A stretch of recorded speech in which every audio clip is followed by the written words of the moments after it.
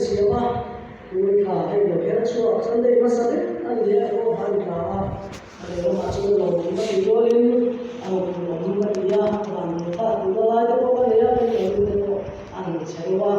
tu si ma hen chu lo na chu ni ka na ko ni tu kan sina ta wa ta tu hi lo sia ma ko ta ra ni ya ko ta ti ni ni apa ini thamo ya ya ni esta bi bala thamo ni ya ni asal salu ya so wa ni ma ni ya ta ya ni apa ta sia ani orang tu ni bai shoi na ni ma ta la lo la he na ni he lo ba ni dan tu ko san na lo de de so ne lo ni Akhirnya tu kita cakap nama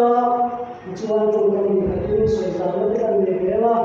Tujuan tu itu waktu ni nak mana kami lelah, orang kan itu kita orang ni kami sahih berdialog. Tujuan dia dia macam yang kami lepas ini,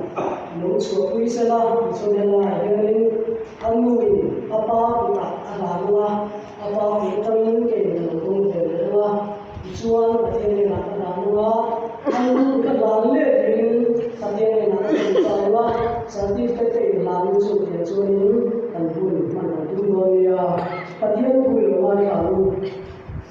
zole samwe le kabu pakatla bul kacha so ni kami tanlo siale samwe pakatla bul kacha so ni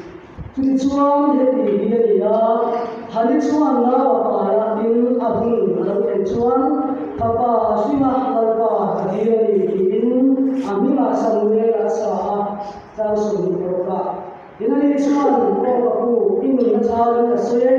e chue kapu he muna ikiya diwa lalpa ne to tai tu e chia ka anige ya he na ko di yen to tai in lalpa chuan ka di chun ta chu ba in ke puin lalpa ne na ta ri adam chu so lalpa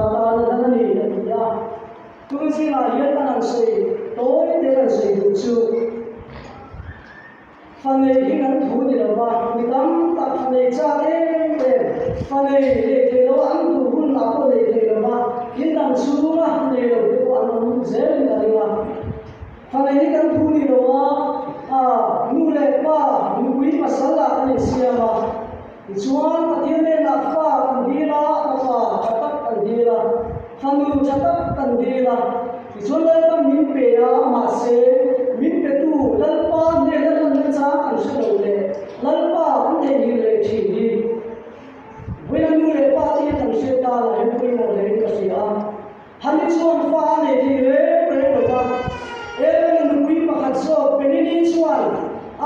nukui pakatso hani cuan mesti cina, fa ane lupa ane mesti cina, hani ni lupa apa salah mana ibusia, apa salah mana ibusia. Di mana seluruh bapa kita kalau tong cai ni hundurin, lalu panggil apa dia ni.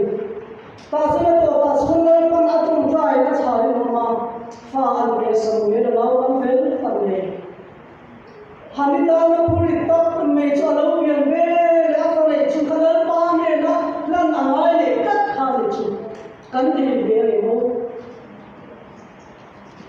Fa này lo ba lo này ta lo ba này là adam chu mà cái nó một điều nó ta là làm thì sẽ cho nên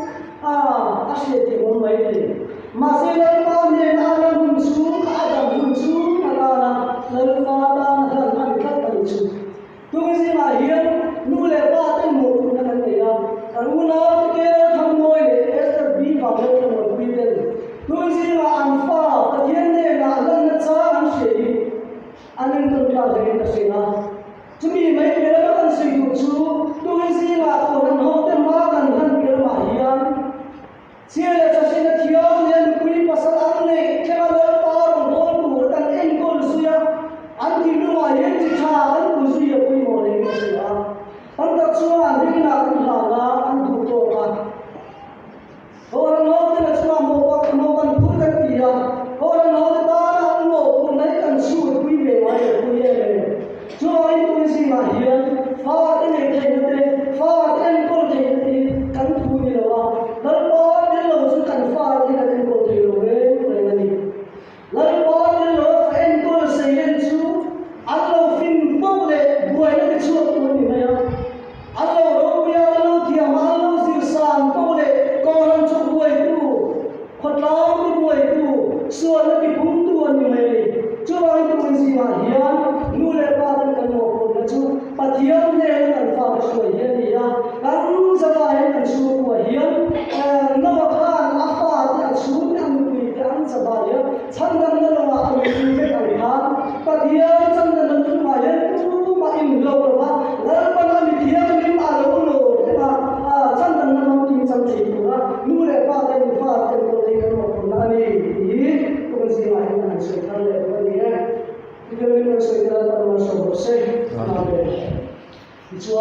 hiền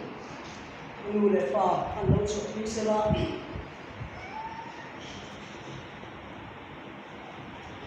so to na na no no na te chu ni to na lo sa mai ni ni na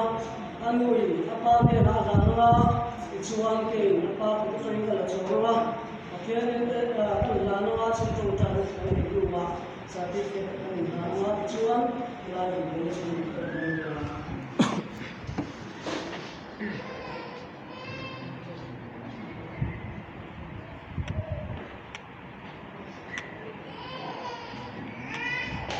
Long sen rum taklan long siama inu le pa heral thongoi le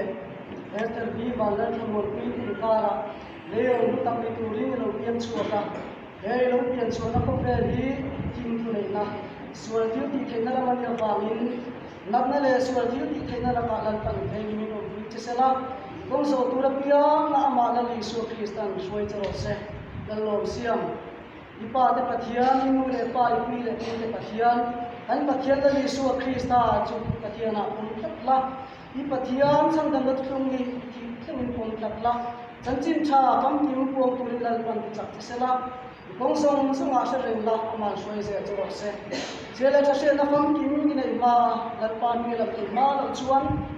itak sa chunga hian en polo thleng sela I thara chang da maw ni tur ta la Ilan parang bol tu hian to han hoten thunai na le mo kun min pe angin kan pathian nei chung la Yesu Krista ne na ama la Yesu Krista min ne kala na che lal pan mal som chero se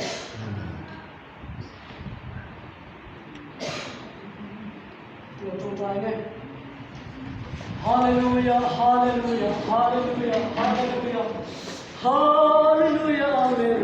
amen amen hallelujah lalpa chung le pathian ne chung la Yesu Kawela ro pui ta kan chuna bangin lalpa kan lo ine la ro tu kan lo so ye hallelujah tu si ma he lalpa ite he ko ran lo ke san le sang bol koi mo ta me kan le o tu si ma he ro bol ne ki tu hun cha ni se ka ba kan lo ne dun le mi lo pui sa tu no ro se lalpa ite he tu si ma he kan lo pui una ko ke tham boi le to bi ba la tham boi pui kan an sa kan lo si ma ine na lalpa lo han ka tu si ma he lalpa kan ka thian to han ho ne na thu nei dai pe o banan sa din to ti to han ho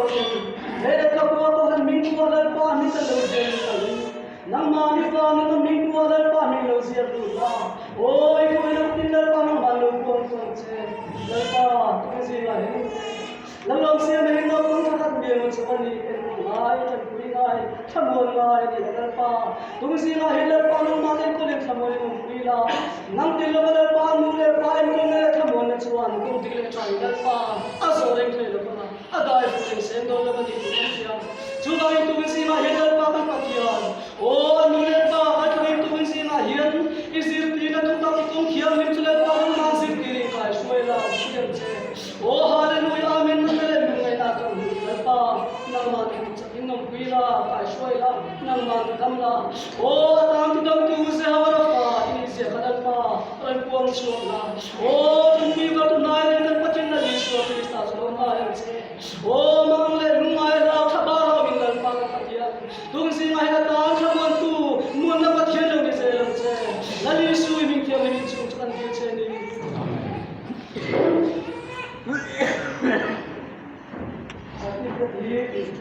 kan lo sia cho na ko le now the certificate hay yan na lo sia ma ko ha ko thang apa ke la thang mo ya ole sben ru le so ram chu Yesu mingin hanani en ki piani nili khasari sang ni so pakwa lan ni nili khariat sang ni so pakwa lan na mun ole sben lan tu aron thara ni ye kan so ru ram che